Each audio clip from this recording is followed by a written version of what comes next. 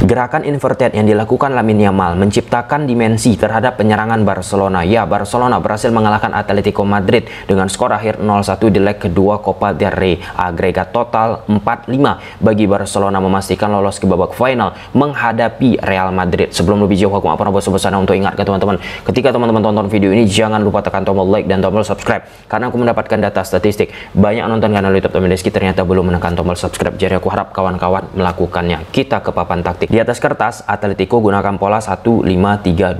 Sedangkan Barcelona di atas kertas gunakan pola 1-4-2-3-1. Saat bertahan, Atletico akan menggunakan shape 5-3-2. Simeone akan turun, Barrios foul. Dua pemain depan ATM pun aktif membantu yang nama pertahanan, Griezmann dan Alvarez.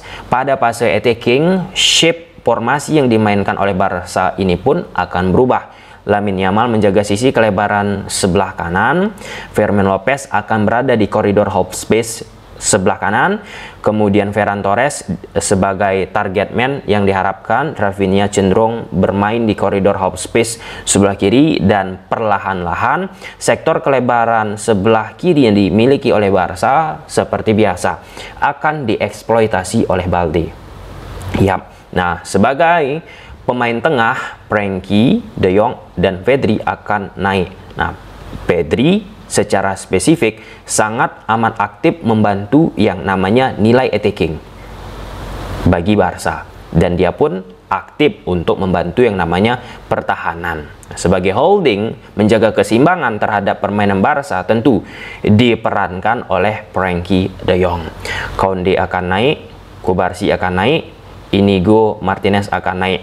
Perlu kita garis bawahi kawan-kawan bagaimana secara rest defense, struktur pertahanan yang dimainkan oleh Barca. Koundé secara posisi di sini menciptakan otomatis 3 pemain di belakang dan dibantu oleh Frenkie de Jong. Nah, strukturnya itu 3+1, atau di beberapa momen Pedri pun ikut aktif menciptakan struktur rest defense 3+2. Dengan sifat rest defense tersebut menyulitkan pemain Atletico Madrid untuk melakukan yang namanya serangan balik. Bisa kita katakan, ya, salah satu andalan yang dimiliki oleh Atletico Madrid yaitu permainan counter dengan permainan oportunis Diego Simeone tidak menonjol.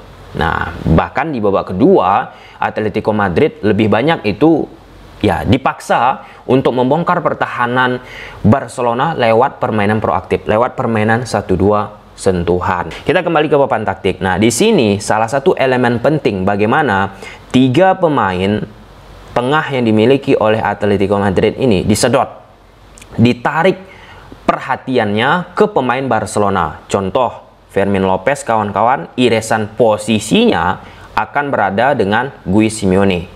Oke, nah Ferran Torres ini pun irisan posisinya dengan Barrios, pun termasuk Rafinha kawan-kawan irisan posisinya dengan Paul, atau sesekali Pedri ini ikut naik. Yap, Rafinha di sini, Balde lebih sedikit mundur. Nah, dengan Pedri sedikit lebih naik kawan-kawan, maka Rodrigo de Paul akan menghadapi 2 pemain Barca di belakangnya. Tentu di lini defensif dari Atletico pun siap kan menghadapi Pedri ataupun Rafinha. Namun secara garis besar bagaimana 3 pemain tengah yang dimiliki oleh ATM ini coba disedot oleh pergerakan tanpa bola yang dimiliki oleh ATM. Sebagai holding, sebagai penyeimbang bagi Barca ada Frenkie de Jong. Nah, lalu yang menjadi aspek krusialnya ketika sudah disedot, ditarik perhatian 3 pemain tengah ATM ini, Lamine Yamal menjadi pembedanya. Ketika dia masuk ke dalam sebagai inverted, bukan menjaga sisi kelebaran, tetapi berinisiasi masuk ke dalam, kemudian bola ini diberikan oleh pemain-pemain Barca ke dirinya. Dia melakukan akselerasi, dia melakukan yang namanya, ya, membuat passing-passing ajaibnya, dan itu bisa memberikan sesuatu yang nyata di atas lapangan. Ini momen serangan yang dilakukan oleh Barcelona. Pedri sebagai jembatan bagi Barca dalam memprogresikan bola kawan-kawan. Saat tanpa bola, Atletico Madrid gunakan shape 5-3-2. Nah, di momen ini terdapat ruang di belakang garis pertahanan yang dimiliki oleh Atletico Madrid. Disitulah coba dicecar oleh pemain Barcelona.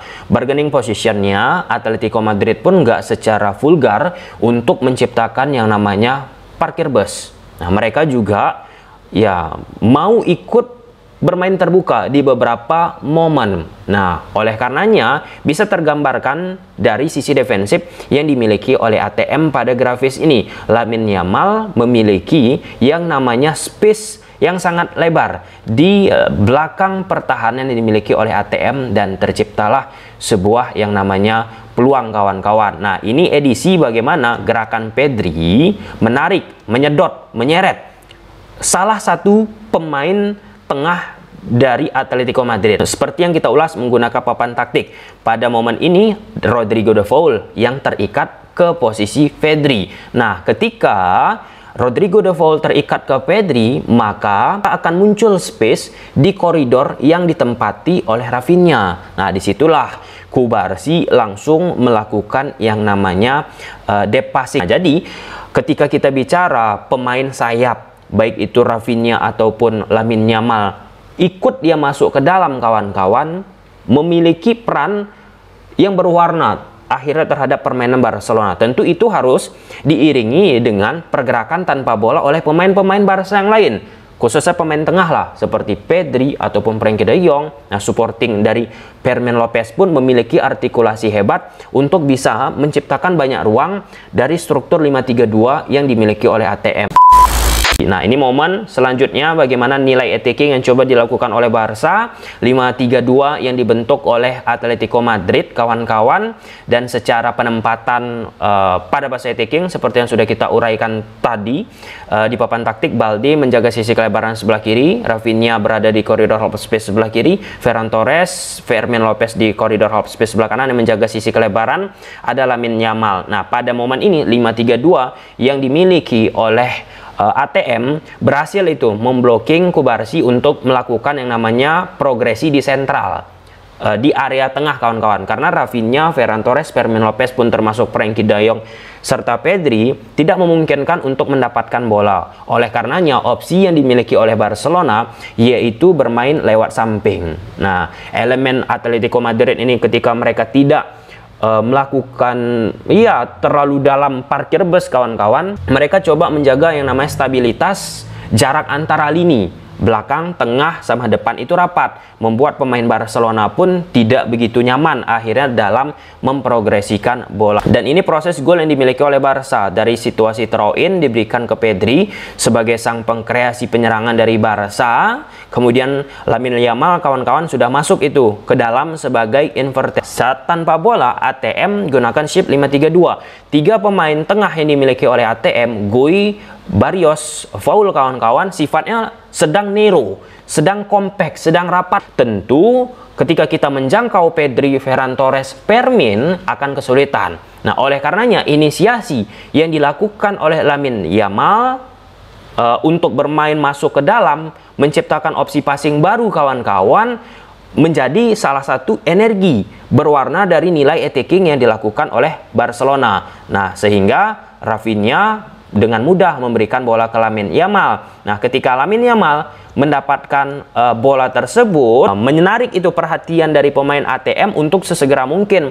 menutup Lamine Yamal. Inilah dia keistimewaan dari Lamine Yamal. Dikala secara positioning pemain ATM sudah mencoba merapatkan diri, tetapi dirinya tetap bisa melakukan yang namanya progresi terhadap Ferran Torres yang melakukan pergerakan tanpa bola, blind slide ke belakang garis pertahanan dimiliki oleh ATM, dan terciptalah sebuah gol. Nah, jadi intelijensi pemain-pemain Barcelona dalam memanfaatkan ruang itu loh yang aku demen. Nah, ketika pertahanan lawan sulit, mereka bisa saja itu pelan-pelan menusuk, kawan-kawan, yang ujungnya bisa mendapatkan yang namanya space ataupun ruang. Nah, ini case bagaimana transisi yang dilakukan oleh Barcelona yang ada perannya ketika permainan dari Lamine Yamal masuk sebagai inverted. Nah, dia gerakannya kawan-kawan masuk ke dalam untuk melakukan akselerasi yang sangat amat hebat dan ya bisa menciptakan kekacauan terhadap Atletico Madrid dari sisi defensif. Tapi secara efektivitas pemain Barcelona secara spesifik di babak pertama tidak cukup klinis dalam memanfaatkannya. Nah, ini pun hal serupa terjadi. Dan di sini lagi Lamine Yamal posisinya masuk ke dalam kawan-kawan yang menjaga sisi kelebaran sebelah kanan dari Barca malah Fermin Lopez, dan membuat Lamine Yamal langsung berhadapan dengan back yang dimiliki oleh ATM dan terciptalah sebuah peluang dari Rafinha. Tetapi di sini Lamine Yamal sedikit terlihat gusar bagaimana sifat yang dimiliki oleh Rafinha yang lebih memilih melakukan eksekusi ketimbang memberikan bola terhadap dirinya. Nah, memang harus juga kita akui selain daripada efektivitas, elemen egois pemain Barca di pertandingan ini terlihat menonjol. Nah, di babak kedua Atletico Madrid bermain lebih terbuka. Secara struktur bertahan pun mereka gunakan shape 4-4-2 pada edisi ini. Di sektor tengah yang dimiliki oleh ATM, mereka kalah orang. Barrios, Paul menghadapi Frenkie de Jong, Pedri, Fermin. Jadi ada ruang yang didapatkan oleh Fermin yang diekspos oleh Balde lewat progresi yang ia lakukan. Nah, di sini lagi Lamine Yamal secara pergerakan masuk dia sebagai inverted dan menyedot, menarik perhatian dari pemain-pemain ATM dan merusak struktur pertahanan dari ATM dan memunculkan sebuah kesempatan dari Barcelona, dan egois Rafinha yang tidak memberikan umpan ke Fermin Lopez membuat Barca lagi dan lagi tidak bisa menambah gol. Dan Atletico pun mendapatkan beberapa kesempatan kawan-kawan seperti ini case-nya, tetapi kehebatan Barca yaitu jebakan offside yang mereka lakukan yang membuat Atletico Madrid kawan-kawan tidak berhasil akhirnya menciptakan satu gol pun. Itulah dia jika kita bicara jebakan offset di saat berhasil dipuja-puji pendekatan dari Hansi Flick. Tetapi ketika sudah boncos Barca dengan jebakan offset, aku baca tuh di media sosial, wah ini Hansi Flick nggak beres ini, wah ini Hansi Flick harus merubah pendekatan, wah Hansi Flick nggak betul, bla bla bla, dengan segala argumentasi. Ya itulah dia kalau misalnya ada kekalahan, ada penampilan tidak prima dari Barcelona, pasti ada yang dikambing hitamkan. Salah satunya ketika pendekatan jebakan offset yang dimainkan oleh Hansi Flick. Jadi kesimpulannya kawan-kawan, ya Barcelona aku pikir layak memenangkan pertandingan ini dengan pendekatan yang sudah kita bahas tadi. Kemudian dari sisi permainan sebenarnya nggak begitu spesial juga apa yang ditampilkan oleh ATM ataupun Barcelona kawan-kawan. Ya cenderung ada di beberapa edisi monoton, tidak begitu menghibur dari sisi kaca entertainment kawan-kawan. Kemudian ketiga, Pedri kembali menunjukkan pergerakan tanpa bola. Dengan gerakan tanpa bola kawan-kawan menghidupkan, memberikan warna terhadap Barca untuk memprogresikan bola. Dan terpenting bagaimana akselerasi Lamine Yamal untuk bergerak ke daerah lebih dalam sebagai inverted memberikan kehancuran terhadap sisi defensif. Ya, terlepas ada nilai-nilai egois yang masih dimiliki oleh pemain-pemain Barca di atas lapangan. Gimana menurut kawan-kawan? Silahkan tulis di kolom komentar. Bye.